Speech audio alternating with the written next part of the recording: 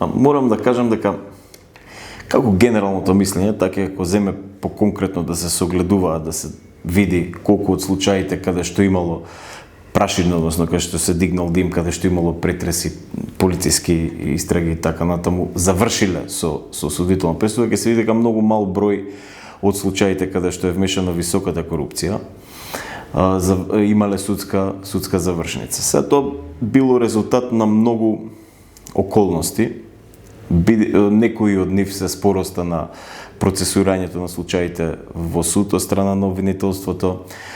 спороста на судската постапка, време траењето кое некогаш може да предизвика застарување, некогаш може да се јават одредени мани во самата постапка кои што предизвикуваат предолго траење на случаите, користење на правни лекови и враќање назад на повторно судење, што не може да се забрани бидејќи тие права се предвидени како во кривичниот законник, така и во уставот. Можеме да шпекулираме бидејќи за тоа немаме доказ. За да зборуваме за таква работа треба да имаме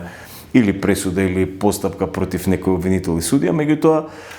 можеме да претпоставиме дека ке високо профилираните случаи на корупција, односно високите случаи на корупција, влијанието кои овие лица го имаат поради нивните позиции, поради нивното богатство и така натаму, често го невозможува и процес на добивање на правда или правна завршница. За да зборуваме екзактно за спрега помеѓу обвинителството и политиката, треба да имаме за тоа докази. Меѓутоа,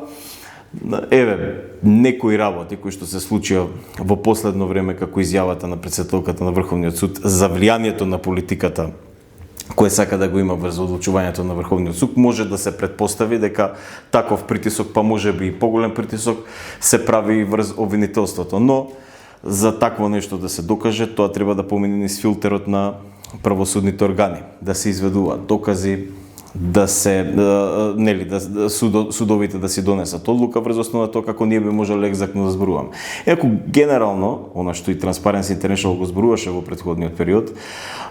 наместо климата во нашата држава да се отвори, односно да придонесе за борбата против корупцијата, конкретно мислам на законодавната власт, кај нас се